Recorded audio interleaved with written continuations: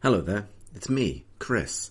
If you think about it, all podcast episodes are recorded in the past. However, the one you're about to listen to was recorded more in the past than the ones you've sometimes listened to were, or are, or is. This episode was recorded by Jamie and Tom Sr. a little while ago, and for assorted life reasons, many of which are the same that we've been a bit slow on the old pods lately, we're just getting it up now. So I hope you enjoy it, but appreciate that this podcast, which is a look forward to the games of the year to come, is now set further in the past than you might think for the reasons I've already outlined. So much so, in fact, that I know that the two of them have already played the game Wolong and think it's excellent. That's a direct quote from Jamie, a message I received on the messaging app Discord shortly before recording this. You didn't need to know that, but I've said it anyway. To land on the point a bit more directly, we're aware that pods have been pretty unreliable lately, and we're obviously sorry for anyone who's kind of disappointed by the disruption to regular recording service. We've spent the first few months of this year with all of us in the middle of assorted life business happenings, new jobs, family things, and so on that have really slowed down our ability to record the pod, but it is very much on our mind. Can't necessarily give I don't want to put a date on a return to normal service to whatever extent that's ever been a real thing. So much to acknowledge it and say that we're still here, we're trucking along, we're thinking about the podcast, we're thinking about you probably, to whatever extent you feel comfortable with. Anyway, I'm going to shut up now. Enjoy Jamie and Tom Sr. talking about the games of tomorrow, yesterday.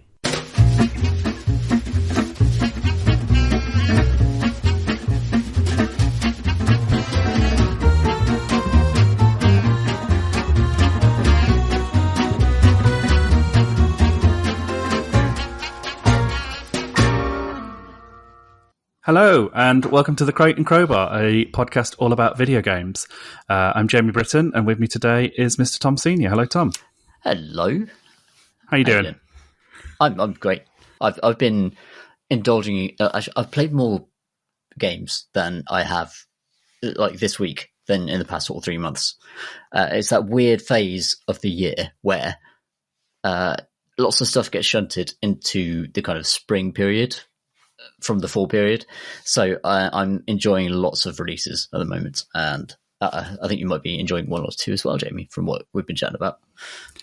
Yeah, bits and bobs. I've had a good time this week playing a game I've never played before, which is Super Mario Galaxy, the game from the Wii, which I've always been like, yeah, everyone says it's this like incredibly imaginative and magical journey. And I was like, I bet it isn't. And then I played it, like, oh yeah, it is. It's absolutely that. It's kind of like, exactly like, that, yeah. Completely suffused with joy and wonder, and is an absolute pleasure to play. So yeah, I've been enjoying that. Maybe once I've completed that, I'll come back and chat about Mario, because I'm a late in life convert to the Marioverse. So yeah, I can talk a bit about Mario another time. I've also been playing Monster Hunter Rise on Switch, and kind of enjoying being kind of bewildered by that game. It's got a weird sort of endlessly complicated, and sort of lots of menus and systems and stuff like that. But then basically you just go out into the woods and hit some monsters in the head with a big hammer, and it's not that hard. So there's this really weird dissonance in the early game of that between like, the kind of density of the rules and the systems, and the fact that like you basically are just hitting a thing in the head with a hammer. So yeah, I'm enjoying that too. It's a good little Switch game. What about you, Tom? Have you been playing a sort of jambalaya of games, past and present? I have, so to sort of lay things out for the course of this podcast, we're going to be talking about everything we can possibly think of that's coming out this year. And I've accidentally made that sound like it's going to be a comprehensive list, but we're actually just going to try and get excited about cool stuff that's coming up. And it's kind of, we're in a weird period where actually it feels as though the actual layout of the releases this year has been like later than normal. Like normally by November in the previous year, you sort of know basically what's going to slip and what's going to hit. But this year there's just a crazy abundance of releases that have not been well teased or kind of like marketed in the same way that we'd expect. So actually, there might be some surprises and stuff that we can sort of dig into. And the main purpose is to just find out what we're excited about. And then, actually, some of the things I'm most excited about have just came out before this podcast. I'm talking about like Company of Heroes 3 and the new Destiny expansion. So I don't know, how about you, Jeremy? Are you having that similar sort of experience with how you're lining up your year of games? I'm in a weird spot now because I think with Elden Ring kind of obviously been out for a year now, for a long time that was my big upcoming game. You know, that was the one I was super excited about, and it didn't disappoint.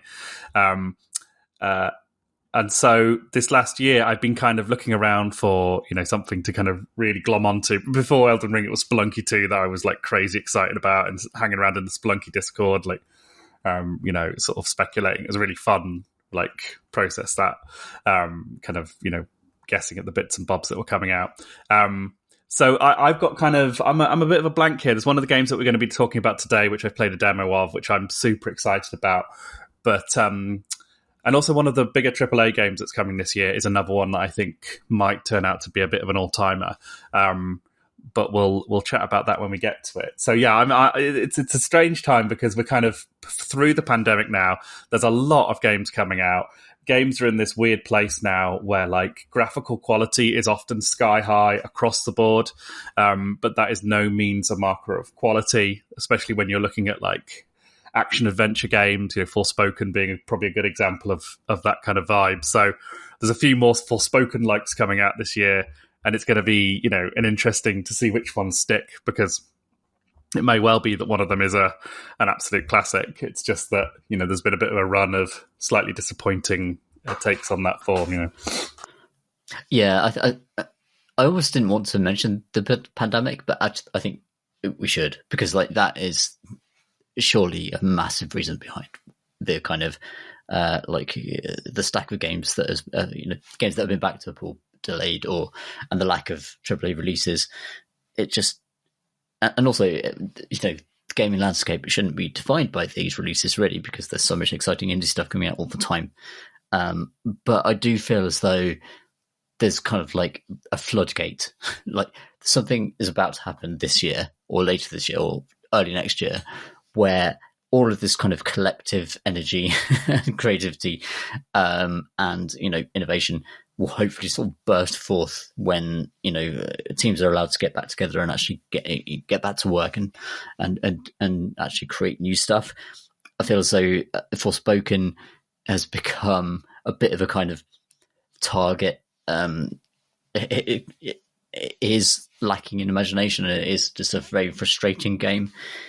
And there's an idea that's actually perhaps, you know, if more innovative teams targeted their efforts at this particular idea, they could have made something much better. And I think that's kind of what critics are feeling at the moment about games. I don't know. That's quite a very, very general point. Yeah, but it's quite likely that, you know, people have been able to start making their post-pandemic games. Yes. You know, games that aren't tainted by that at all. Which is exciting because the technology and everything is. It seems that it's, you know, it's easier for smaller companies to make better looking games, and I know that's not necessarily the be all and end all. In fact, it's nowhere close to it. But it does mean that, you know, I think there's a bit of a expansion going on, which should be, you know, if nothing else, exciting.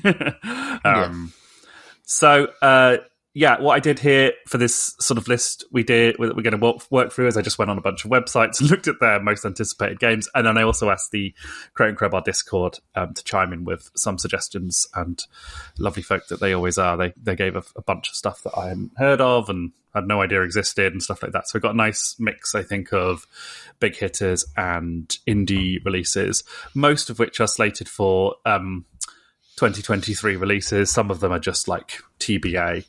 Some of them are kind of almost, vaporware type stuff that hasn't turned up for years. Done when they're done, that kind of thing. Yeah, that kind of thing.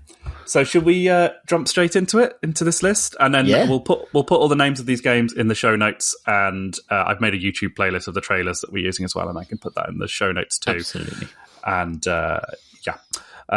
So the first game I wanted to talk about actually was a game that was announced 5 years ago, which is UFO 50, which was Derek Hughes' original follow-up to Spelunky, and is a game which is 50 arcade games made by different developers, including the people behind Downwell and Catacomb Kids and stuff like that.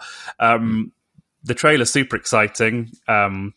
And Derek Hughes has stated on Twitter relatively recently that he is, back working for it. Because Spelunky 2 kind of took over, and there was a point where he on Twitter, and we were all talking about it in the Discord, obviously, was like, going to stop making UFO 50 now and finish Spelunky 2, and then I'll go back to that one. So whenever that comes out, I'm going to be super excited about it, because anything Derek Hughes has his name on is an absolute must purchase from me. And I love the idea of doing the kind of 69 love songs of fake arcade games. That just seems like so ambitious and crazy. So yeah, I'm really looking forward to that one. Yeah, 69 Love Songs is a really good reference, actually, for what I hope this will be. And it looks like there's lots of sort of, lo-fi pixel graphics, side-scrolling ideas, and 50 just different ideas. I love the idea of just bundling that into a thing I can purchase for like 30 quid or however much they want to charge. It just sounds really exciting. And as you say, Derek Hughes, just, yeah, I'll just buy anything that he makes. Another one is Skin Deep, also from the kind of indie vibe. That's from Blendo Games. Obviously, Blendo Games and Brendan Chung, is that his name? The dev behind that yes. company. Made games like 50 Flights of Loving and Quadrilateral Cowboy, games I only know from hearing Tom Francis talk about them on Crowbar and being like, oh, what the hell's this? It just sounds completely insane. And then kind of perplexedly trying to play through them. I mean, he makes really unusual, really wonderful, weird and wonderful games that no one else can quite touch. And Skin Deep is his take on an immersive sim. Yes. Which just looks fantastic. It looks completely insane and completely fantastic. And he's working with Annapurna on it, which means, he's got a bit of money behind it. So, I'm hoping that this one will be, something special. Yeah. Quadrilateral Cowboy was actually almost like the sort of game that it feels like this wants to be. So it was lots of simulation, lots of kind of physics aspects to it, and actual lots of it was about programming. You'd unfold a laptop and hack into cameras and services and try and manipulate them with great precision in order to perform heists. But it feels as though, from what I've seen of this one, is that there's just way more interaction available in the environments, and that you can sneeze, and that's a thing. You could be found out, or you could be bleeding out, and there's a bar that's you're bleeding out, and then you have to sort of slide around the environment and try to find some blood or some health thing. And there just seems loads of what I would say, just very knowing comedy built into his games, where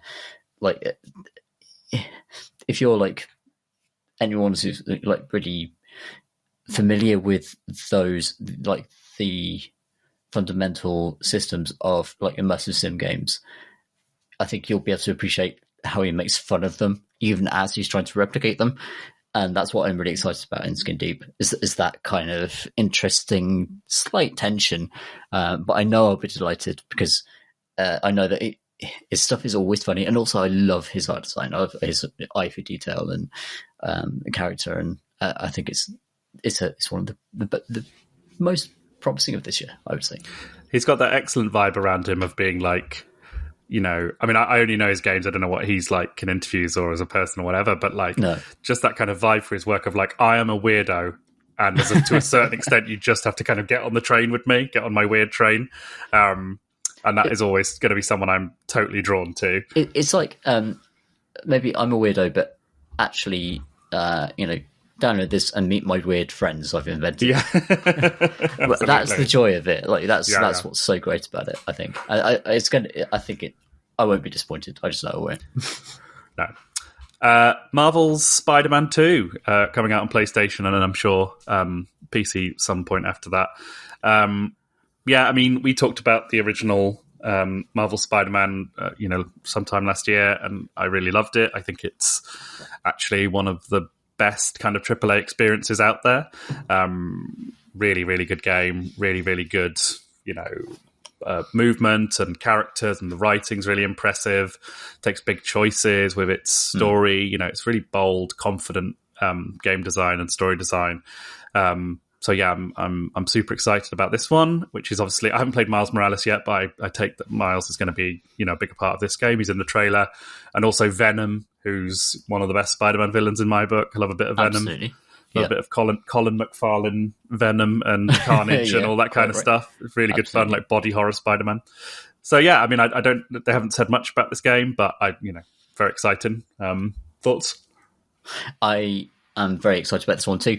I'm a lifelong Spider-Man fan, and I was delighted by both Spider-Man 2 and the Miles Morales expansion. I played through both of them, and I love the fact that Miles is in this game, and that is kind of where modern Spider-Man in the comics is.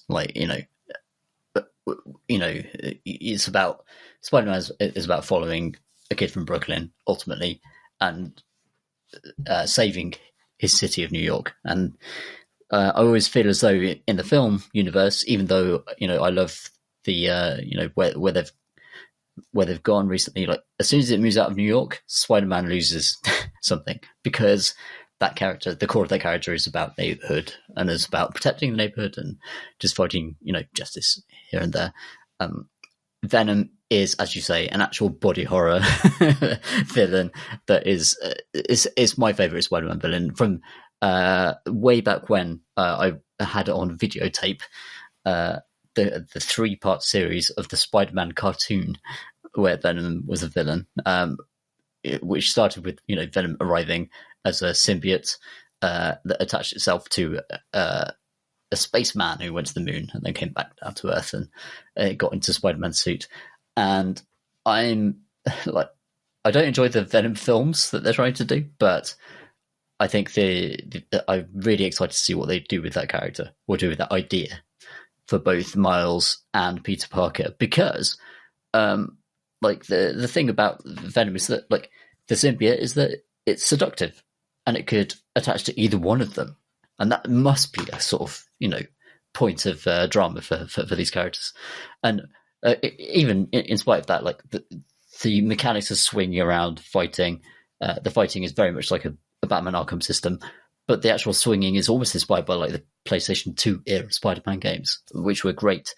And that exhilarating feeling of plunging down at extreme speed and then suddenly swooping back up, they got it beautifully right in the first game, and I will do that again forever in the sequel. So that's kind of where I am with that one. Yeah. They're also making the Wolverine game, which I've mentioned a couple of times on this podcast, because the idea of Insomniac making a Wolverine game is just very exciting to me. That's a really interesting tone. What tone do you strike with that? Very, very interesting. I'm hoping they go I'm hoping it's like a kind of proper R-rated take on it. I think it would be really good for them to do. It sort of has to be God of War-y. Yeah, it kind of feels like he has to be those claws he has. Yeah, they're supposed to matter, right? Coming out quite soon, I think this month, is Darkest Dungeon 2. I've played a bit of this in early access. I bought it on Epic and played it for a couple of hours and then refunded it because, I wanted to wait until it was done. But it's brilliant. It's really, really good. I mean, Darkest Dungeon 2 is already a kind of classic, and Darkest Dungeon 1 is already kind of classic. Darkest Dungeon 2, really cleverly, they decided not to try and recreate the experience of 1, and they've turned 2 into a run-based roguelike. So, your runs take, a much shorter amount of time, and the 80 hours that you can spend in Darkest Dungeon 1. You have a team of people. The combat loop is the same, but the kind of meta game is completely different. You're on a carriage driving along these roads. You get to control this carriage. And it's all about, at least when I played it, one of the main systems is about the relationships between the characters, which are emergent. So your characters will fall in love with each other, and that will give them a buff or a nerf, depending on how things go, giving them extra moves and things like that. So actually, it's about, more than ever, it's about the relationship between the characters that you're sort of leading on this dark journey. And yeah, it's beautiful. It's like stunning. They've made sort of 3D-ish versions of all that beautiful Lovecraftian art from the first game, and all of the animations and the lighting and the character models are all absolutely stunning. Like, I don't have enough hyperbole for how good Darkest Dungeon 2 looks. And I know earlier on in early access there were some questions about it, but I've heard that like those have been mostly solved through the early access period. I think Red Hook Studios are very good at actually using early access as it's properly intended, you know, and kind of really getting into conversations with their community. So yeah, this is coming out in a couple of weeks from now, I think, and I can't wait to get into it and be very bad at it, no doubt. Fantastic. I really enjoyed the first game, even though it was absolutely terrible at it. Like, all of my guys went mad or died. Like, which is kind of the point. Like, that's kind of the Lovecraftian universe that you're in. But I just couldn't progress at the pace that, you know, I lost patience before so hopefully this one, I don't know if, do you think they've taken that on board? Is that a regular? I think I've heard them say exactly that. Like, they've made Darkest Dungeon 1, and then that game still exists, you know, and they'll continue to support it. But this is the game for people who bounced off 1 for whatever reason, you know, and it's like, we're going to make the runs much shorter, more intense, but the loop is less, you know, punishing, which I think sounds like is a really good way of thinking about it.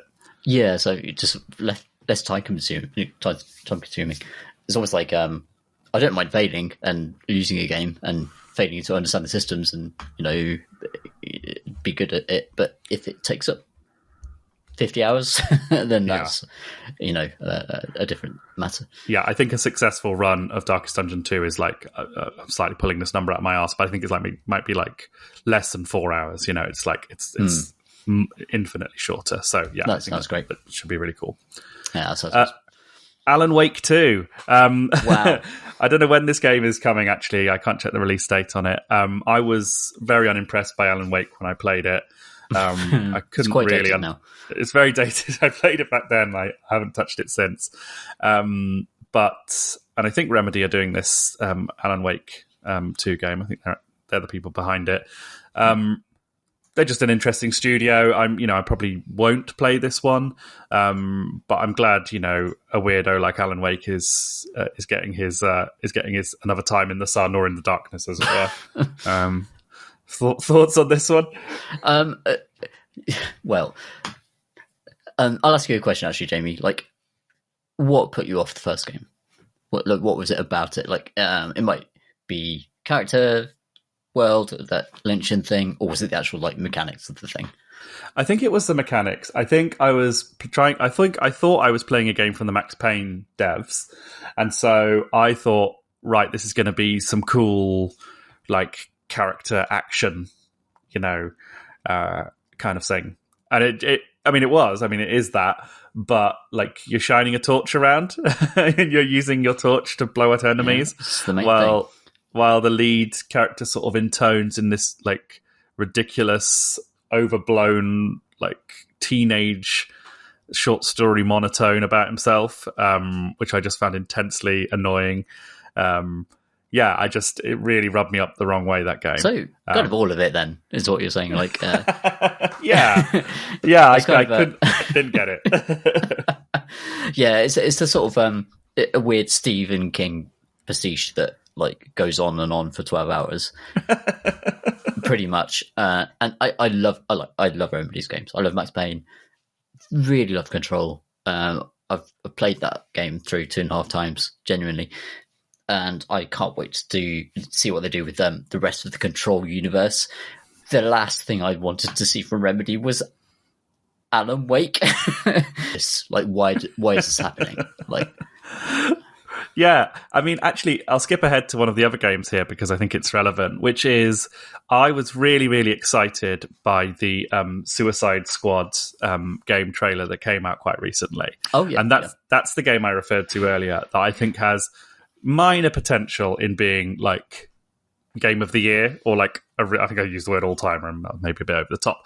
But I know everyone got really annoyed by like them saying, and it's got a battle pass in it and all that sort of stuff. But I thought that trailer, which shows the Suicide Squad fighting an evil version of the Flash, looked really good and kind of gave me the kind of Destiny tingles of like big bombastic co-op experience towards a kind of common goal. I thought it looked great. I thought all the powers looked really punchy and fun. And I thought the narrative stuff, and they've now like confirmed that it is in the sort of Arkham, universe of their previous games, and that Batman's in it, I think. All that stuff is just super sexy to me, and I don't know, it gives me tingle feelings in the right places, that one, and maybe that'll be completely misplaced, but they have been working on that game for I think like 8 years at Rocksteady, so clearly they've been doing something there. So yeah, I'm super excited about that one, and maybe I will be disappointed by it, but for now, cautiously super optimistic about it. Rocksteady are immense. Like the games have been just all good, like all great actually. And one of the things that they do nail down is the feeling of pressing a button on a controller pad and then punching a dude. And this is one of the things that's like I think most underestimated about Destiny, and why that is so persistent is because the guns, the shooting, the like moment to moment, like intrinsic act of like right clicking to focus and then headshot something is perfect and snackable. And it's almost like popping bubble wrap, So I was playing through some Lightfall earlier today, and fighting some Fallen, and they've got like these glowing white, weak spots in their tummies, and then you just like pop them one by one. And I've got a gun where if you hit a critical hit, the target explodes and takes out everyone around them, and it is just perfect. It's absolutely beautifully done, and it's responsive and exciting every single time you do it. It's the Diablo thing, but actually translated into the modern era. And if Rocksteady can capture that and also tie in superheroes and have it be an ongoing game, then it could be immense. Like it could be massive. I think you're right. Yeah, I'm really hoping for that. Yeah, I think if anyone can do that, they can. Yeah. Lightfall, which you've mentioned, that was on our list, and then that came out obviously in between making the list and recording this episode. I haven't been able to play Destiny because it's not on Steam Deck, annoyingly, for a while. However, I do enjoy like watching the trailers. They do these like amazing bombastic trailers. I'm watching like the final like story reveal of the last season, which was really impressive. And like reading around about it, like a moment that they've been like subtly hinting at, even with like the key art from the first game, like hints at a moment which was then revealed in the final moments of this, this season. I feel like lots of these sort of lifestyle games are playing checkers, and Destiny is playing chess. Like everything that happens has been sort of. That it's been grounded in the past. Actually, like I haven't played Destiny for a while because I found it like a couple of years ago. I tried to get back into it and bounced off it completely because I found it too impenetrable. Like the different modes, the different styles of play.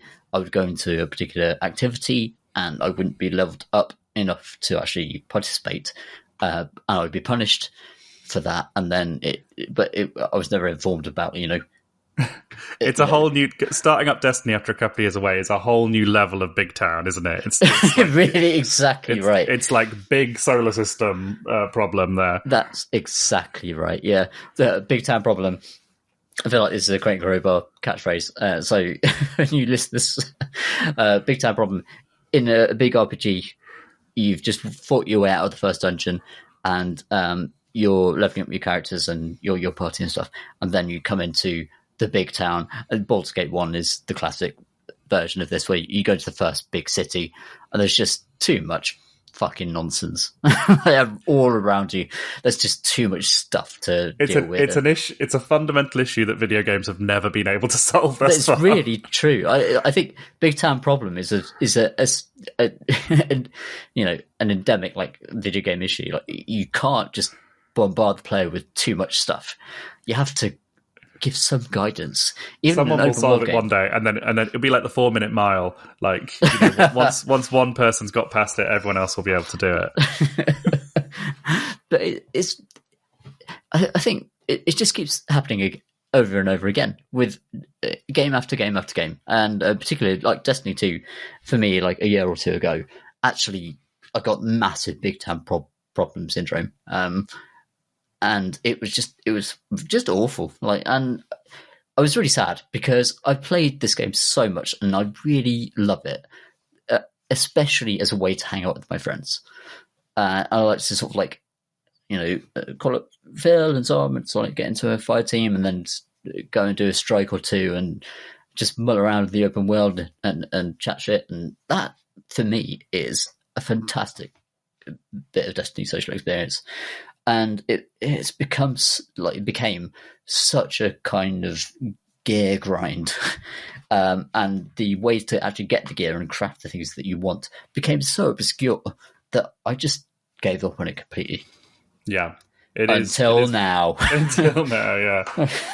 It is very much that previous iteration, because I played a bit of it then, is like, go and do this obscure thing and then pick up this weird consumable item which will be hidden amongst a million other similarly icon things in your inventory, and then feed it into this big like steampunk machine in this obscure location. Right.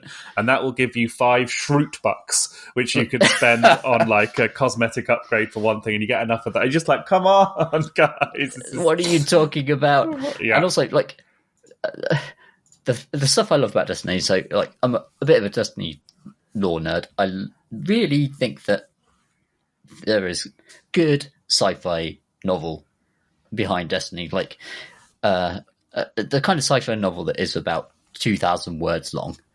That is kind of a fundamental text behind it that actually interrogates metaphysical ideas of what it means to be real in the world as a physical being, or what it means to be a spirit, or what magic means, and what purpose means, and what force means, and all of that good stuff. And actually, the thing that ruined Lightfall for me was returning to Destiny and playing the Witch Queen, which is the previous expansion. And that cashes in on loads of stuff that's in a fragmented tome called the Book of Sorrows. And I apologize to listeners for getting this deep into the weeds on this, but the Book of Sorrows has actually been, collated, and you can buy it as a book. I think it's leather bound. It feels like it should be just bound in human skin, because this is horrible kind of Necronomicon, basically, of the Destiny universe, about the Hive, which are one of the primary villains, and they were drawn into adopting worms that would give them power. And if you adopt a worm, you have to pay an endless life tithe or blood tithe that you have to kill and conquer, or else you die. And the way that Destiny, like throughout its expansions and throughout its lore and throughout, it's been incredibly consistent, and has really continued that line. And the Witch Queen is about like what it's like to be betrayed by that entire life cycle that your ancestors bought into. I could go on, I bang on about this forever, but I think like the Witch Queen is fulfilling. There are good missions. There are really, really cool like weapon crafting mechanics built into it that I've really enjoyed. I'm still enjoying, and I've found Lightfall a bit lacking so far. Because in Lightfall, you go to Neptune, I believe, and you just talk to a bunch of tech bros. And their entire society has been uploaded into the web, and they're all digital, basically. And then occasionally some of them sort of download themselves into bodies that last about 10 years or whatever. But what that means is that nothing matters. Like, there's nothing at stake. Like, they're going to be fine. Like, they're all digitized. Like, they could be just, they try and say that, if we destroy the Cloud Arc or, the centralized location where all of that data is kept.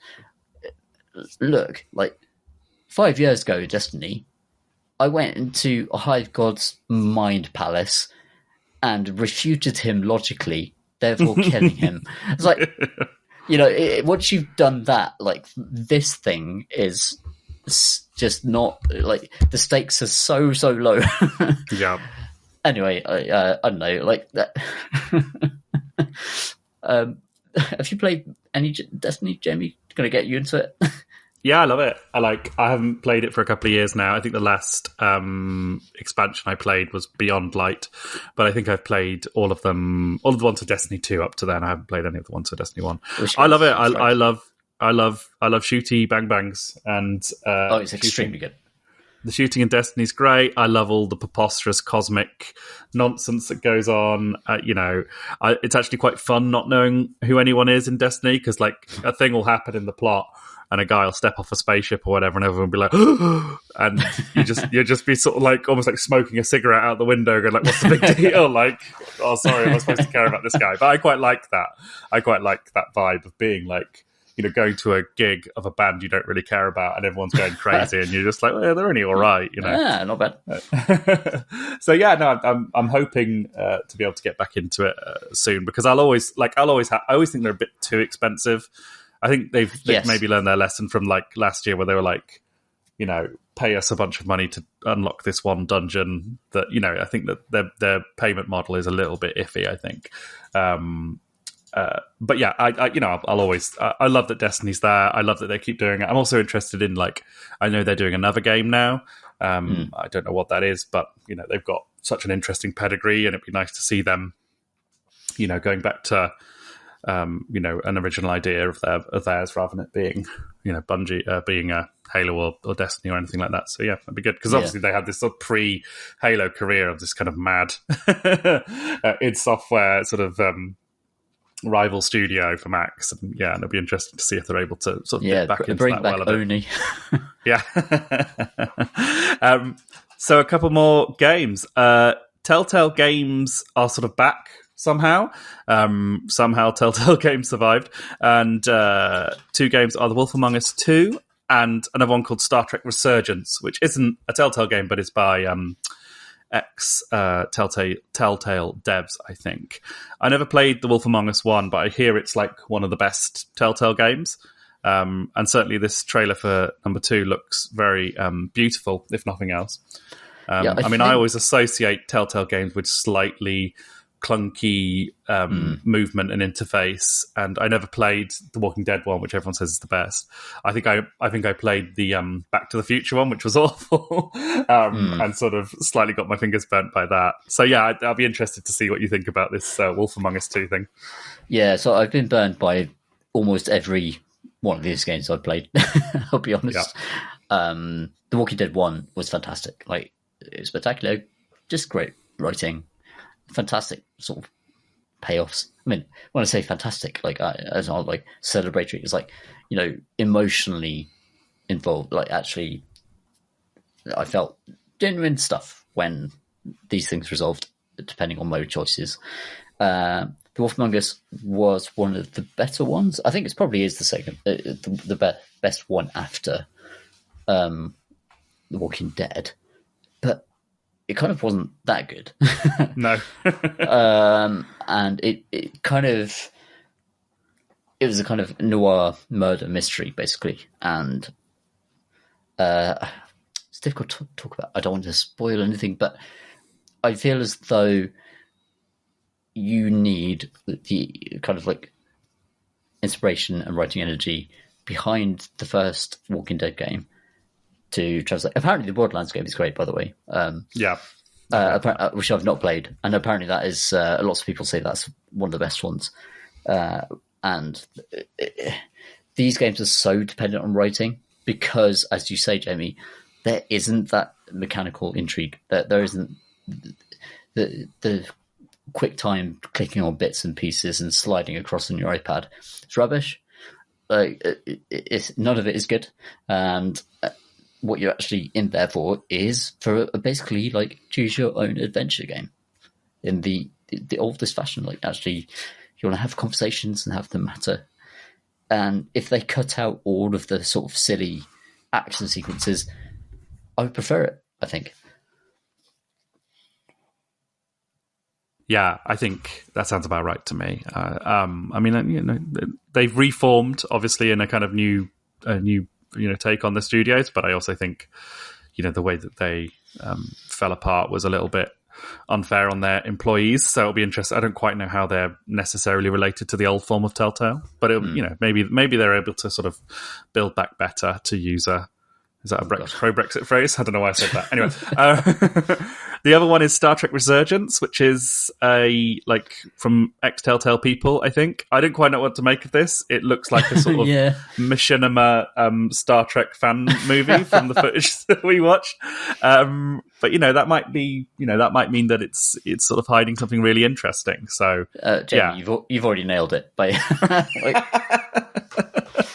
Well, I'm going to keep my eye on that one because, you never know. It might be interesting. Well, the thing is, though, what I'd say is that Star Trek is such good territory for BioWare to jump on and sort of do a really cool TNG era, moralistic play across 3 planets.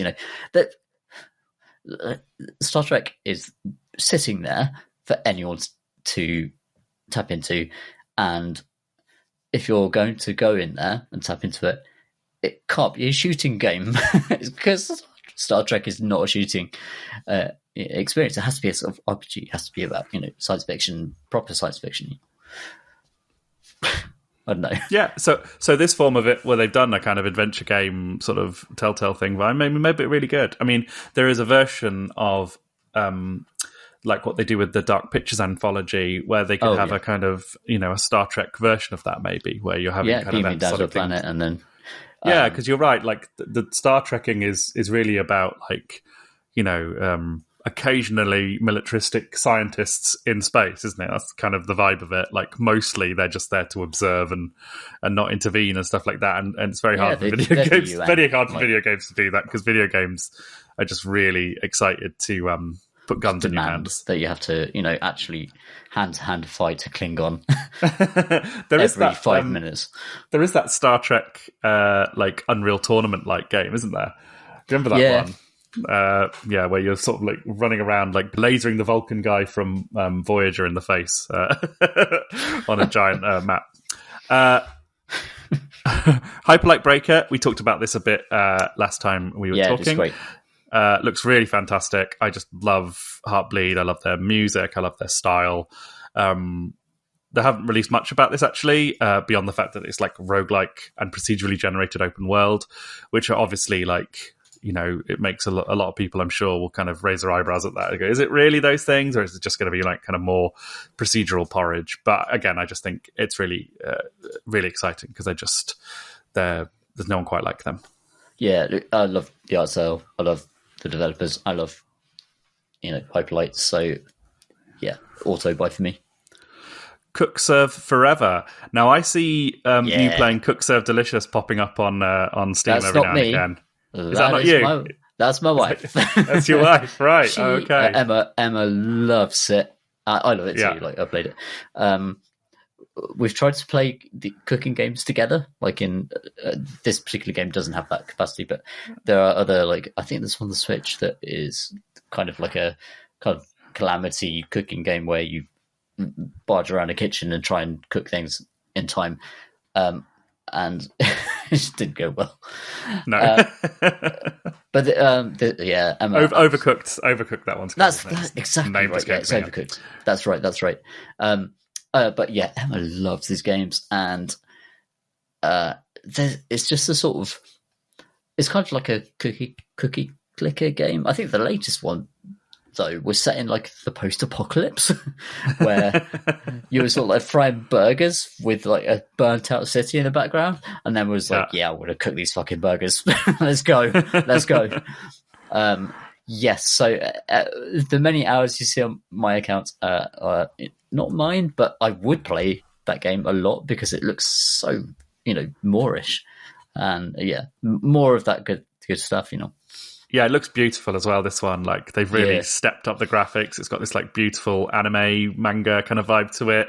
And, yeah, it just looks, like, really beautifully detailed and wonderful. So I'll definitely be having a go on this one. I've played a bit of Cook Serve Delicious, and it is a really particular kind of satisfaction that game delivers of, like, anticipating how many hot dogs someone's going to want when they arrive at your counter. And having them ready and the buns all ready as well. Like, it's just such a strange thing to make a video game out, but it makes so much sense when you play it. It's beautiful. Like, I'm thinking of an earlier one, but like actually preparing the pizza bases ahead of time, like getting 3 in the oven, and then these guys come in. It's like, cheese, mushrooms, bacon, bosh. Yeah. Off you go. Win. It's great. Absolutely. Sentry, this one was new to me. I think maybe this was someone on the Discord mentioned this one. This is like a sci-fi space, sort of, you're on a spaceship. It's got a sort of cel-shaded look to it, and people come into your spaceship and try and attack you, basically. And I think it's a sort of online multiplayer team-based thing. But it just looks really cool. Like, it looks retro. It's got a sort of retro futuristic vibe to it.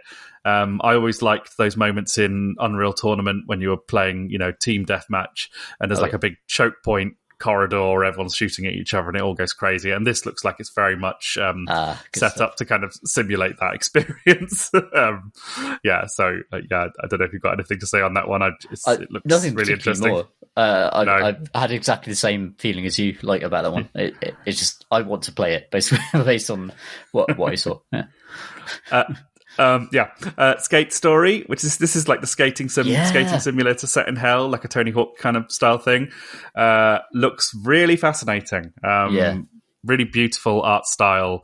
Kind of like, it looks a bit like Hyper Demon with the kind of colors and the sort of weird fractal color type thing, like this sort of vision of hell, which is sort of kind of really crystalline and sort of unusual. Looks really interesting. It reminds me of this is such a weird crossing of the streams, but this is like Thumper for skateboarding. That is kind of the thing that they're doing, and I love it. And that's such a cool idea. Also, there's so much ground to be made with new games that actually tap into skateboarding culture, which is such a friendly, fun culture. Like, I used to skateboard as a kid, and I could barely do a kickflip, but everyone you meet is just really nice. Just relax and chill. And the idea of sort of bringing that into a kind of crystalline. Actually, I'm not sure how I feel about it. I'm very interested in this one. It's interesting, isn't it? Because I think there's it looks to me like they're using like Tony Hawk controls and which I hope they do, right? Because I've never been able to get into any other skate games. I always think Tony Hawk is just, it's got the best control scheme ever, probably. And I often think, well, why isn't that just taken up wholesale by everyone? Because there's so much more stuff you can do if you just take that as your control system and then, expand everything else and change everything else. It's not like anyone else tries to change the control scheme for a first-person shooter. Like, that was basically decided upon by consensus 25 years ago and hasn't really changed at all since. It won. Yeah, it's won. Yeah, it won. It's just it's the best one. And so I always think, I'd love it if they, in these, in one of these skate games, there's been a few indie skate games that have come out. I'm always like, please just be Tony Hawk, because I can play Tony Hawk. And if I can play Tony Hawk, I can play this. So I'm hoping it'll have that to it. And it's just I also just love being overwhelmed. Senses being overwhelmed is something I always want games to do, and Thumper does that beautifully. Yeah, and if they can make it an absolute, if it's one of those things where I kind of feel like I'm sort of slightly tripping on it, I'm always up for that.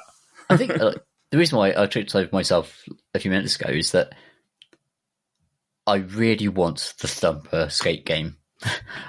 I really do want that, and for it, and what that means is that it has to be like very like inhuman, and as you said, the crystalline, tingling, shattering sounds, and the sort of intensity of it isn't the vibe of going down to a skate park or just trying to ollie over or trying to grind a curb or whatever. And what I want is two very different games. I very much want this one to be exactly what I just described, that crystalline Thumper experience, in like challenging your senses. But I really want other games that do the other thing, where you get to sort of like do the very sort of technical, difficult things that skateboarding is really fucking hard. It's really difficult. Well, I guess that's why it's famous for having such a warm community around it, because it's so hard. Everyone fails, and everyone's falling over and spraining their ankles, and cracking their bollocks open. You sort of need a community to sort of I mean, I follow so many. Actually, one of my most followed on Twitter account trend is actually like I think it's called Thrasher, and there's a bunch of like skateboarders kind of putting out their own homemade videos, which is the craft of the thing. That's the point. Yeah. Like, and just watching them, and they always like leave in their fuck ups. And that's what I love about that culture. They like everyone is trying and failing, and this is this very difficult and ultimately very trivial thing, and that is actually a joy in a way. Yeah. I really like agree. it. No, I think that's very well put. The Plucky Squire. This is new to me. It is coming out on Switch. One of those games, I would say, where you can't quite believe how beautiful it is. Like the art style and the animation may be influenced by Cuphead. It has a kind of hand-drawn kind of style to it, and it looks like it consists of lots of sort of mini games and mini systems, but involves like jumping in and out of 3 dimensions into like what looks like plasticine models. Yeah, like and like just amazing. I don't really know what it's going to be like, but it looks, from the trailer at least, completely amazing. And like if they can pull off this, like having 5 or 6 different kinds of game in one game, all set in a sort of universe, then I will be super impressed by it. Yeah, it looks fantastic. I just really want to play it. Like, what does it feel like to actually press the buttons and do the things? Yeah, it feels like a game that's kind of taken that moment from Mario Odyssey where you're sort of jumping between dimensions, and then expanded that into like jumping between 3D Mario and NES Mario, and turned that into a whole vibe. So yeah, I think that's a super exciting one. That plus being about a plucky squire is just a very good title. I mean, yeah, I love that. Hollow Knight Silksong. Oh yes. Obviously, this has been very, very long in development. Yes. And yeah, I mean, like, maybe you should talk about this one. Like, I've played a fair bit of Hollow Knight, and I kind of, I'm really excited for this. But, how are you feeling about it? I am incredibly excited, but like, there's a story there behind how long this has taken. And I think that will probably come out. I'm not in the games media at the moment, but hopefully people are sort of having chats about how has this happened, because Hollow Knight is incredible. It's the best modern Metroidvania apart from Metroid. And it's a beautiful game that sort of draws on. It's melancholic and moody, but also once you get a few upgrades, an exciting combat game, and it's a tremendous achievement. And it feels as though Silksong should have been out like last March or February, and just capitalizing on all of that success and greatness. And I feel as though maybe I really hope I'm wrong, that the game has lost momentum, like at this stage, for being so long released. It's at the stage where actually Hollow Knight feels like an old game, and it's not. It's this it's a cutting edge, brilliant piece of work, and I really want to celebrate the people who made this because it's a beautiful game. But there is this sort of lag. This lag is sort of, at this point, should it be an expansion or should it be a sequel?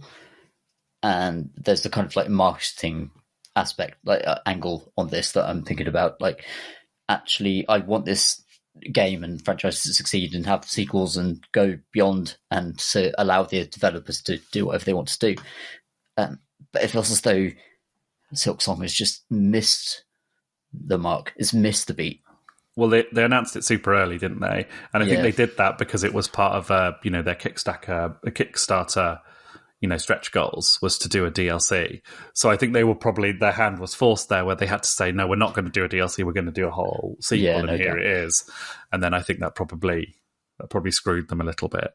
I mean, they're such a unique studio, and they're kind of Hollow Knight, even though it's a sort of very true Metroidvania, it sort of feels out on its own, really, in terms of like the sort of world that it builds. And they're sort of a genre unto themselves in a way. So yeah, I'll be interested to see. I'll definitely play it when this comes out.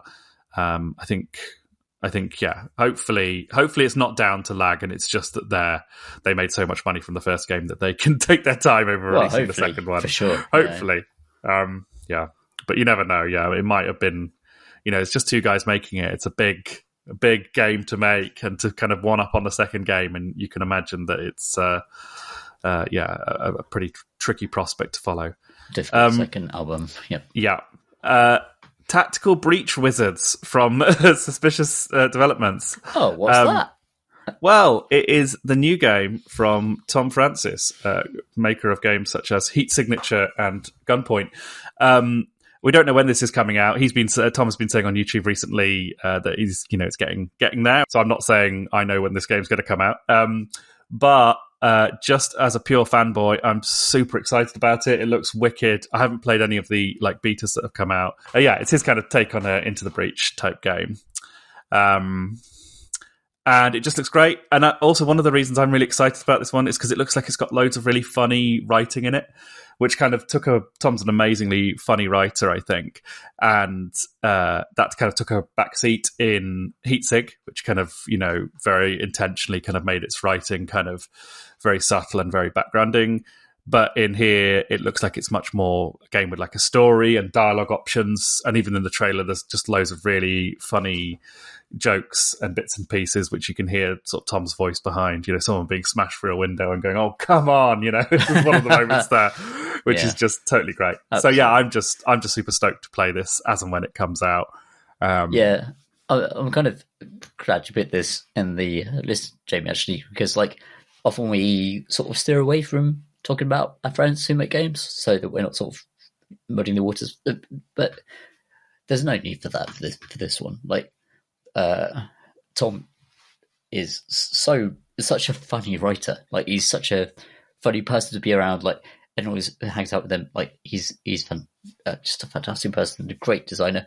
And it's just the idea of his sense of humor and intelligence combining with a kind of a turn-based tactical, like arena-based game is just fantastic. And all I can say is I've worked with Tom, and everyone who listens knows like that we know Tom, but this looks fantastic. I also would like to say like the artwork, like John Roberts I think is one of the principal artists on the thing.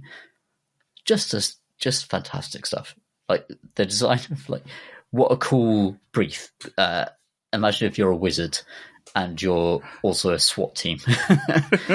Now off you go into a 3D environment, and it looks fun. I don't know. I don't want to like gush too much because it feels a bit silly given that we know him, but like it's true. Like it's just true. Well, the application of a high-vis jacket onto a wizard, it's just inspired. I mean, you just can't fault it. So yeah, no, I can't wait for this one. It's going to be great, I'm sure. Cocoon, the marble game that me and Marsh were trying to remember a while back. This is the game made by the other dude from Playdead.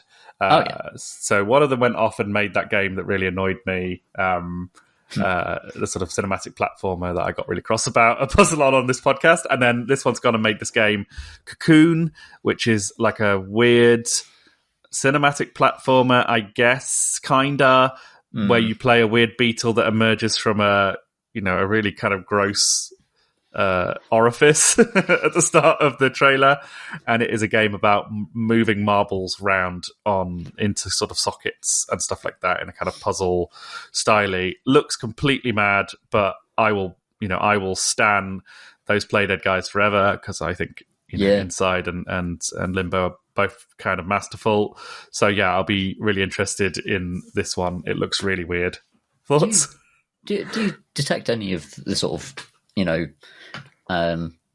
the ideas behind like Inside or the previous games in this one? Like, why is it like a physics puzzle thing? Yeah, all I kind of glean from this trailer is like a real dedication to the concept, which actually wasn't in that other game, which name I can't remember, that I got really annoyed about, which is on Game Pass. But like, it just seems like it's the product of a really determined mind who has, it just seems really authored and auteured. Okay. And obviously you can't tell that from a trailer, but like Inside is such an intentional game that heads to it's such a kind of point, to say it lightly, that that is a moment in video gaming which I'm always looking to recreate. And I hope that that last game sort of fluffed it really with the other game. Slightly fluffed it, but this one I'm just hoping it doesn't, and I'm just hoping for fireworks one way or another. Yeah, we're having to talk around this stuff slightly because as listeners, like, we obviously don't want to just blow everything up, but do play Inside. It's like 4 hours, and the end is a thing you won't forget. Is what I would say. Skull and Bones, the Ubisoft pirate game. Are you excited about this one, Tom? Super excited. Well, you know what? I love Assassin's Creed Black Flag, and that was a very good game that Ubisoft made. And would you like a whole game of one bit of it? I would like it if there was good co-op and good kind of, actually good stuff to do together with friends that actually felt progressive, like not progressive in terms of like materially, in terms of getting more powerful, getting cool loot, and that's one of the things that the pirate genre, as it is an emerging genre, I think has lacked actually. Like, you get a better ship, get a better hat, get a nice, eye patch, get a good parrot. Not too much to ask. Yeah, it's interesting, isn't it? Because Sea of Thieves is very much like a Rare game, isn't it? It's very individual and very like, it's got its own sense of humor and its own like, I've loved what I've played of that game because it does feel so idiosyncratic and just really individual. But it's not an attempt to do like a kind of proper grand, like faintly serious pirate game. Where you're actually behind the musket and stuff like that. So I think if Skull and Bones, and they've been making it for so long, but like I think if Skull and Bones can provide a bit of that, it'll be really interesting. Yeah, because Sea of Thieves was fantastic for about, I would say, 3 or 4 sessions, and then the game ended for me. It might be because like I was on a magazine and a website writing about games, and had to sort of like generate new experiences from different games. But I think there's something more lacking there. Like there's something about, we had good fun, sailing in the high seas, putting someone in the brig, and then whacking him and feeding him lamb, or I can't even remember what the hell you could do with those guys. Just like pirates do, yeah. Yeah, it's pirate stuff, It's a historical pirate nonsense. But the idea of like that sort of thing that's very playful, but also has some sort of, hey, we've got better cannons now, and like I'm almost shouting, I feel my past self shouting at me, like saying, no, this kind of like endless leveling up progression is actually really like disregards game mechanics actually takes you away from what you're actually doing moment to moment, and actually, it makes it easier for you to just have basic hitting systems and then put in a big sort of rat race system. No, I think that game needed that. Like, Sea of Thieves needs that. And if Ubisoft can create that sort of that progression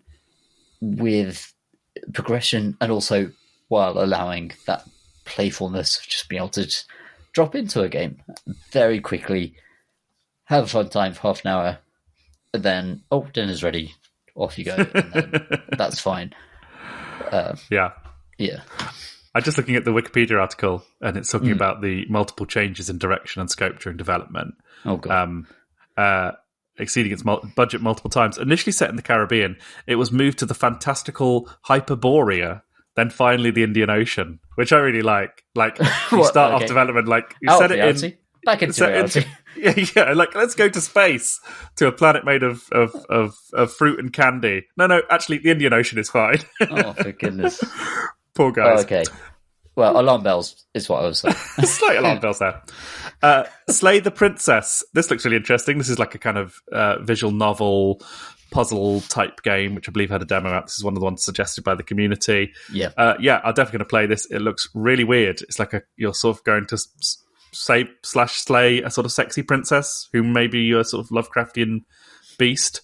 And this is exactly the kind of like small loop narrative game I love to play. So yeah, I think this looks really interesting. Yeah, agreed. That looks really cool. I will play it when it's on my iPad. I can lie down on my couch and There was another game that I played. There was another game that I played a demo of in the recent Steam Demo Fest. I'm just finding it in our list here. Where is it? Oh yeah, it's called The Wolf of Deravinia, which the trailer of which has 30 views on YouTube. So I'm hoping that more people can have a look at that one. It's like a kind of choose your own adventure, maybe kind of sorcery-ish type game. Cool. With you're sort of going off to slay a wolf in the forest. I really liked the writing. I thought the writing was really good. So I'm keeping my eye on that one too. There wasn't much there, but what was there was like really interesting, like prose. So yeah, I'm interested. I was wonder, like, what's the best way to promote these really cool fiction games, like interactive fiction games? Like, I almost like if I'm logging into Steam and it thinks I know that I like, Persona 5, for example. Like these, like really, small price games, like why isn't it serving that stuff up? Like, why isn't Google serving this stuff up? And this stuff just gets buried, and that's kind of a bit sad. It's like there's like really good writing and really good intrigue. Yeah, it is a shame. I mean, obviously there's a lot of crap out there, which is quite hard to sift through. But there's a lot of amazing stuff out there, and I think that's I've been someone who's kind of been watching the sort of interactive fiction scene for years, really. Like back from when I first got the internet, there was already a bunch of text adventure games that were only a couple of kilobytes, so you could easily download and play them. And it's always been such a challenge to be able to find what the good ones are. And then there's plenty of people who are willing to tell you that, but like those groups have now because of the way things have gone on Steam in the last 10 years, like lots of those people are now making slightly more ambitious, games. And I do wish, it was easier to find the good ones, because if you go on itch and type in visual novel, you'll get a lot of stuff, and it's quite hard to find the good ones. I mean, I can't remember if I put it in the list, but the new game visual novel set in the Fallen London universe is also coming out this year. Which is written by Emily Shaw, and that looks really great. And obviously that's a kind of dating simi visual novel. I love the Fallen London setting. Yes. Mask of the Rose, I think it's called. It looks great. The art's beautiful. Her writing is always really, really good. And obviously that's a kind of form of it where they've obviously, they've released plenty of games before, and they've got much more sort of machinery behind them, steampunk machinery behind them. I agree that I wish there was a bit more accessibility for games of that ilk. Yeah.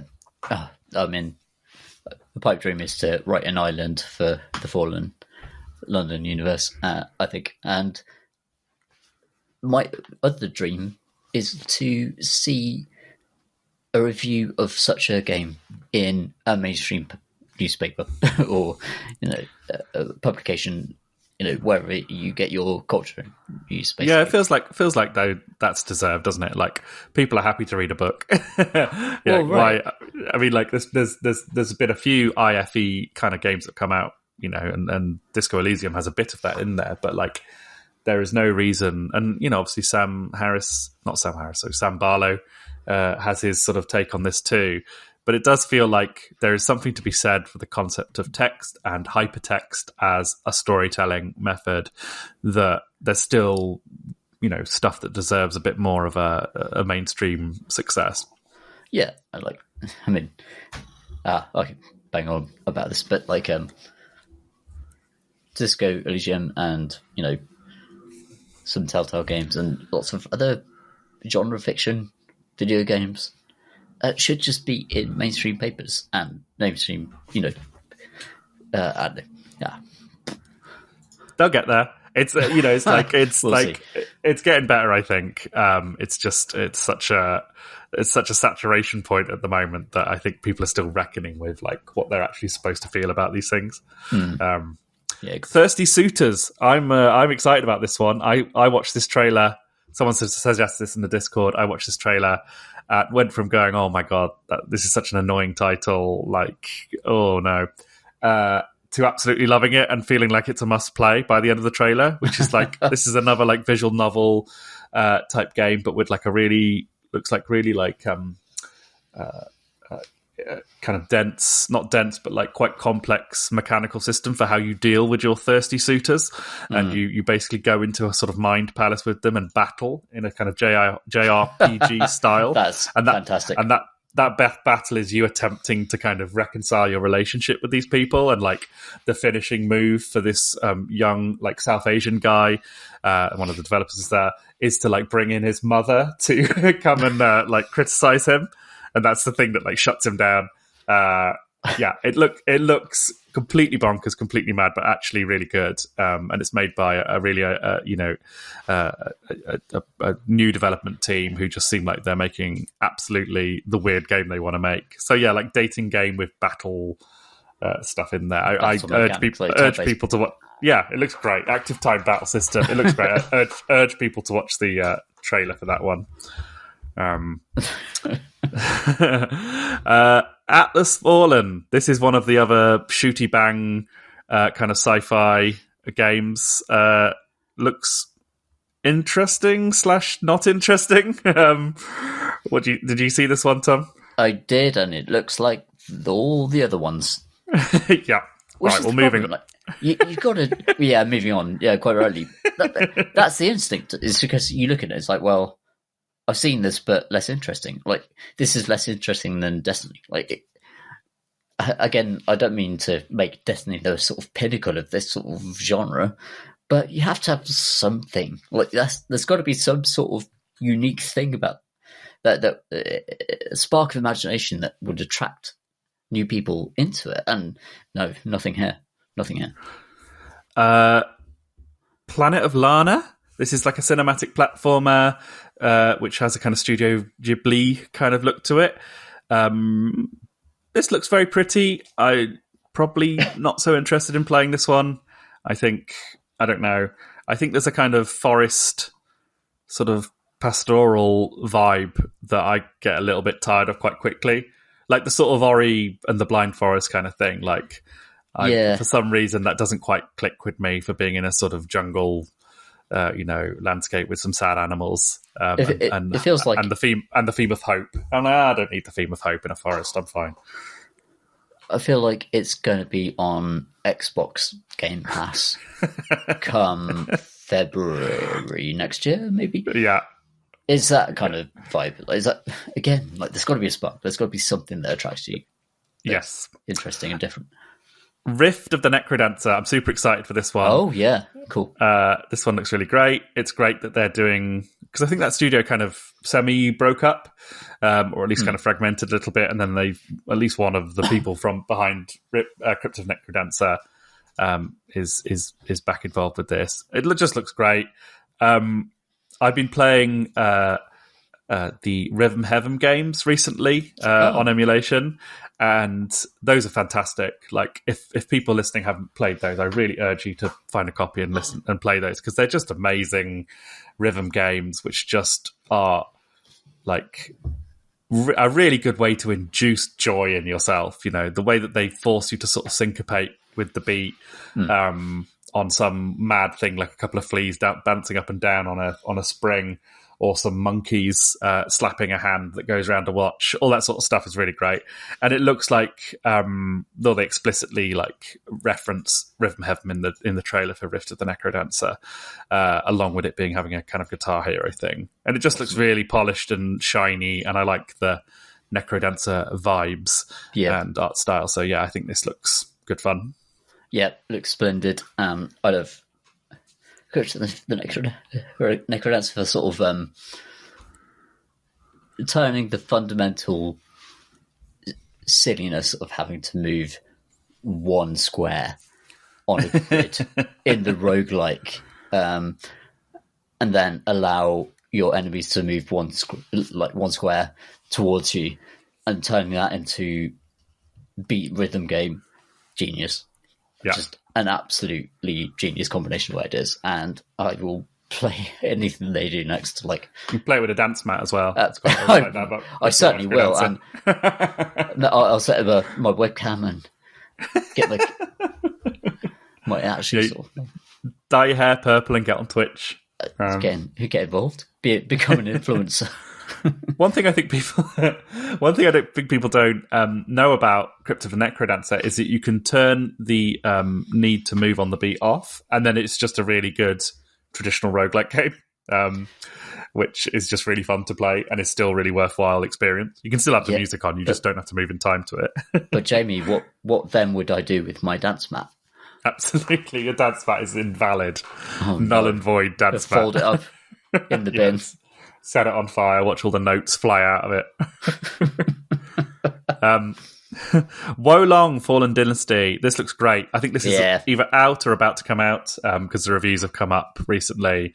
It's from the people who made Neo. It is like a Sekiro-like take on a kind of their version of the Souls-like formula, I guess. I haven't played either of the Neo games, but they look wicked. And yeah, this looks like a really kind of spiky Sekiro type game. So yeah, thoughts, Tom? I know you're a big Sekiro head. I love Sekiro, and I've got it preloaded. I'm ready to play it this weekend. That's going to be my mornings between chores and cleaning up the house and stuff. I'm going to be chopping demons or whatever the hell this game is about. Really, yes, it looks really, really sharp. I really like that a lot of the trailers they put out are 60 frames a second. Like, you can actually see that this thing is designed to run at a clip. And for action games, and particularly like close combat action games, that's super, appealing to me. Because I know that tends to mean they pay lots of attention to hit frames and where your shots actually land, where your chops actually land, and when you're blocking, all of that good stuff. So it looks really good. I think I reviewed Sekiro for PC Gamer years ago, and it's one of I think it was the first From Software game I reviewed, and it's a kind of rite of passage because all of the additional kind of player hints that are left on the floor throughout the game do not exist because you're in a kind of press environment when you're playing this. So you are alone, and going to Sekiro alone, like one of my favourite articles I wrote, I'm very happy that they let me publish it, was called "Fuck This One Boss in Particular," and it was a giant ape, and I published it like a couple of weeks after review, and tried to keep spoilers away because obviously people are discovering it, but the kind of tremendous combination of frustration and then eventual joy that came out of that immense boss fight was worthy of just like was just so good, like it had to be captured. so I had to write, an article about it somehow. And I really like any game that's attempting to create this type of experience. I feel as though that should be the North Star. That should be the thing that you're aiming for, is to create this kind of, if you're trying to make it like a difficult game, something that where when you come out of it, it's not because you receive a good hat or a good shoulder pad. It's because the actual act of conquering the challenge is in and of itself precious and fun and exciting and something that you can feel glad about once you kind of turn your PS5 off and do some dishwashing or whatever. It's that's what it comes down to, really. Yeah. No, I think that's absolutely right. And it looks like Wolong is very much going for those vibes. So hopefully you can report back next week and we can see how you've gone with that one. Flintlock, The Siege of Dawn. This sort of slightly pales in comparison to Wolong. I mean, it looks like another sort of Soulsy action-adventure RPG. A little bit anonymous looking in this list. But I guess you never know. It certainly looks very pretty. I'll play it. It's got muskets and magic in it, and that's a good mix. I like muskets and magic. Yeah, that's a new genre. Homeworld 3. Now, I have to turn to you on this one. I've got no real idea what Homeworld is beyond it being, I believe, a RTS, space-based RTS game from about 20 years ago.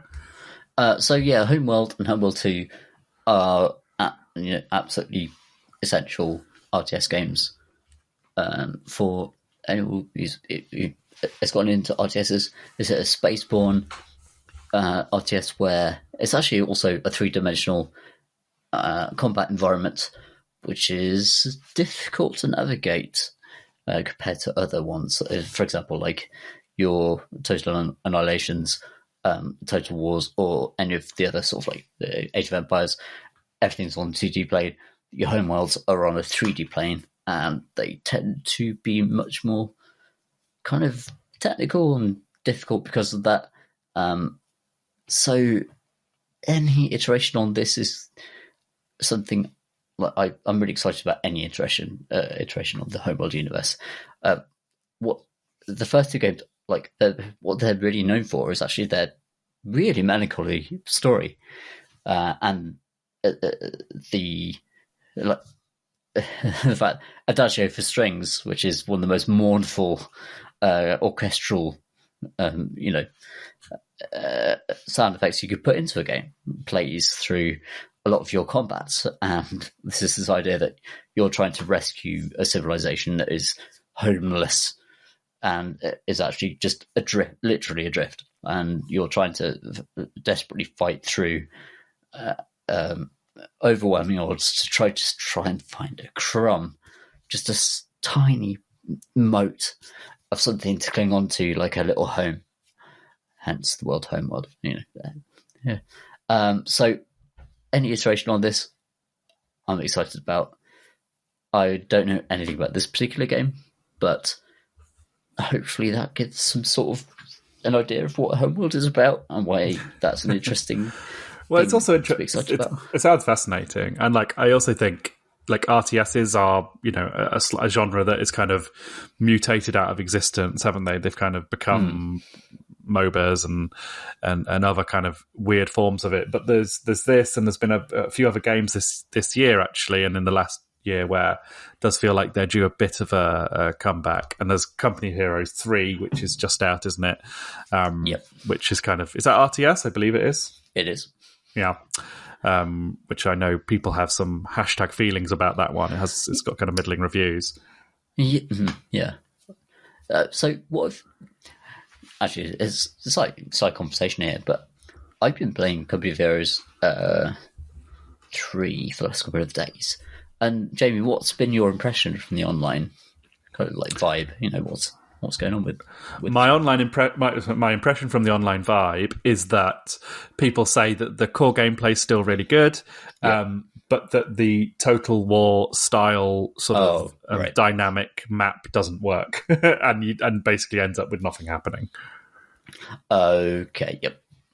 Well, I've only been playing for a couple of days, but that last point might be valid. Is what I'll say from this point.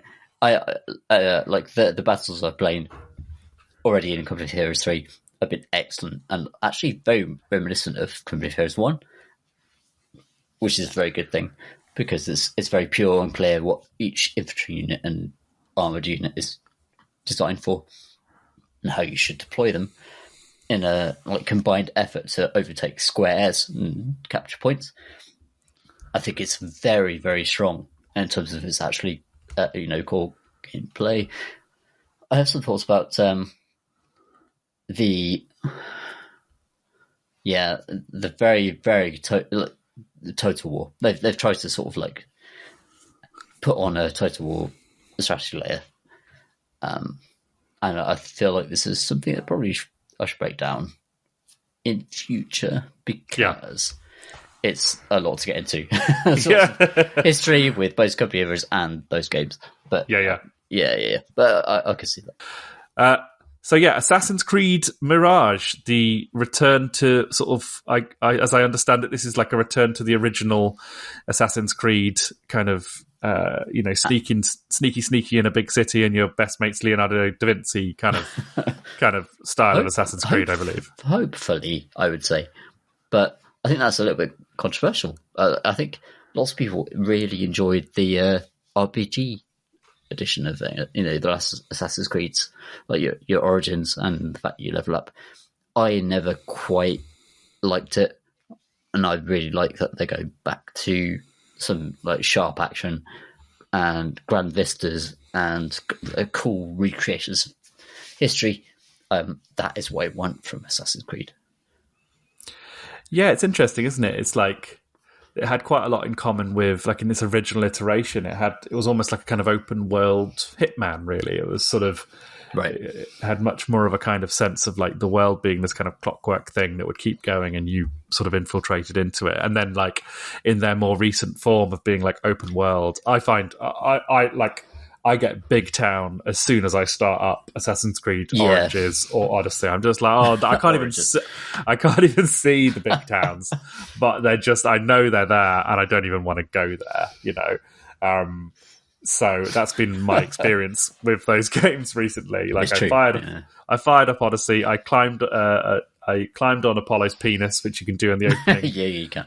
Minutes of that game, which everyone does, and then I'm like, no, I'm not feeling this. I'm not feeling the penis. So it'll be interesting to see this one. I haven't played an Assassin's Creed game for a while. I thought Valhalla looked kind of intriguing, but yeah, this is very very interesting to kind of go back to basics, and it'll be interesting to find out what that means for them.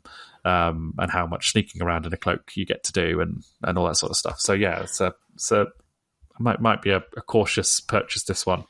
Yeah, Assassin's Creed is a really interesting example of a game that started out with incredible ambition. The first one is much maligned, but it was trying to be the best game ever. It really was. It was trying to actually let you roam around open streets and vault over these buildings in these semi-accurate, vaguely accurate historical environments to assassinate a given person. And at the time, people forget how early Assassin's Creed was. There was nothing else trying to do that. And the fact that it was ultimately, I think, compromised in its first iteration, and has led to Ubisoft sort of shaping it in as many different directions ever since, is a fascinating depiction of the way that the video games industry has travelled over time, to try and make Assassin's Creed malleable. I try and shape it to each audience for each generation, and I feel as though it's interesting to observe where it's been successful and where it has failed, and the fact that they've gone back to a more action-focused kind of brute force game where there's probably not many RPG elements and not many sort of decisions to make. It's also the direction that Final Fantasy 16 has taken. Ah, yes. Final Fantasy 16. And there's that transition where it feels as though lots of publishers and developers have observed a trend, for better or worse. We shall see. But that's a good. Final Fantasy 16 looks great. They always look great, though. Final Fantasies always look great. But yeah, that's where this one's going. Yeah, Final Fantasy 16. It's kind of like you say. They make a mean trailer.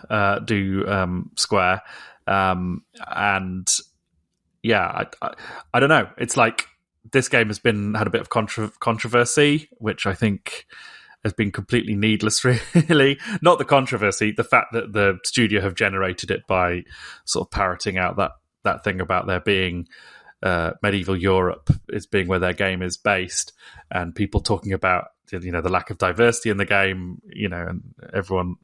It's just them sort of saying, well, we want to be authentic to medieval Europe, and the response to that is obviously, well, medieval Europe was actually pretty diverse, so go back to the drawing board on that one, and that's a shame, because I think I said at the time, actually, I was really hoping that when that criticism came out that maybe they could actually engage with it a little bit, but it's months down the line now and people are asking them about it and they haven't done anything about it.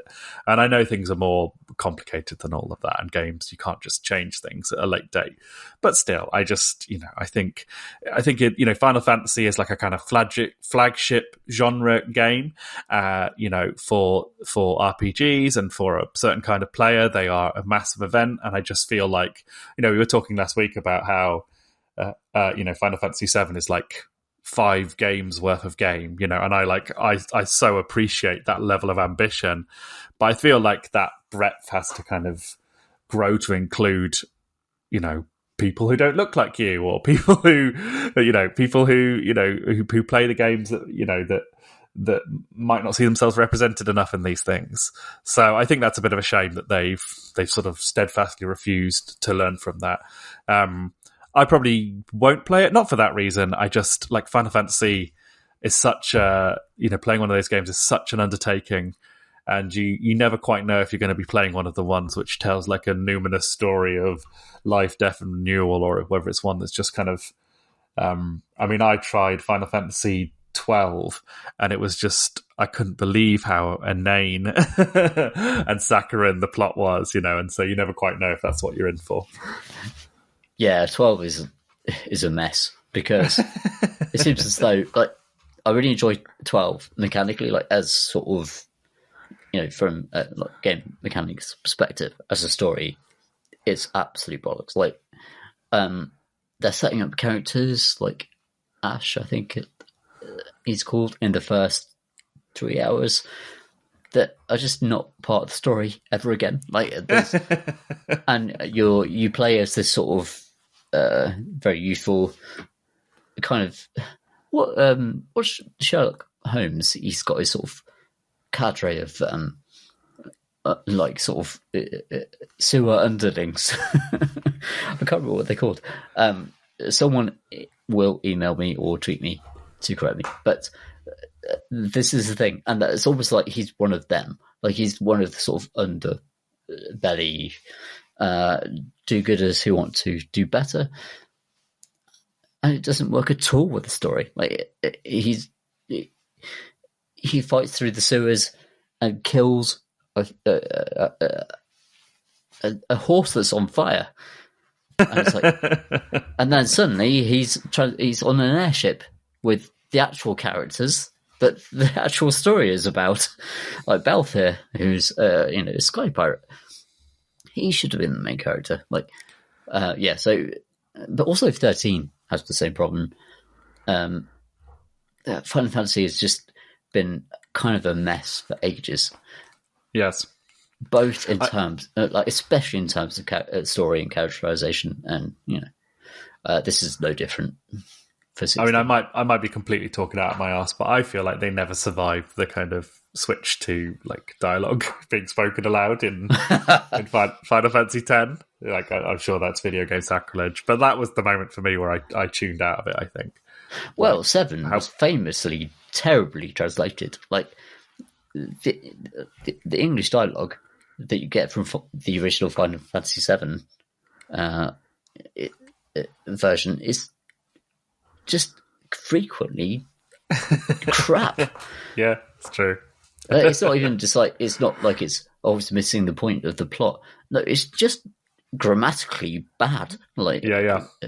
And the fact that, they're trying to, as we said last week, get some redemption with new versions of this. Like, it doesn't mean that the core problems with Final Fantasy haven't been resolved.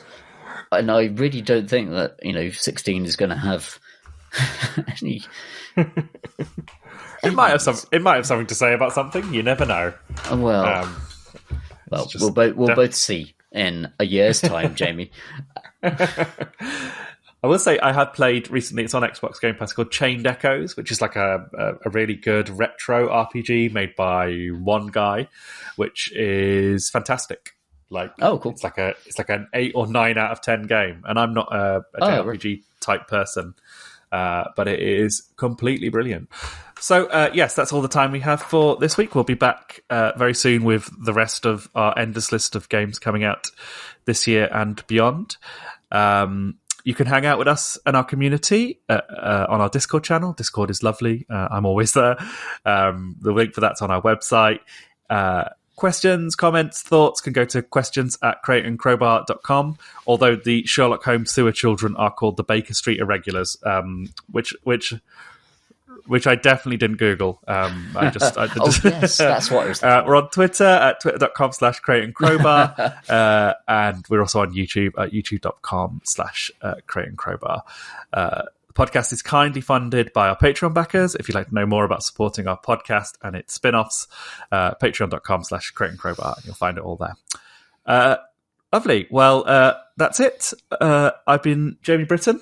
I've been Tom Senior. Lovely to hang out, Jamie. And we'll be back soon with more previews. Goodbye.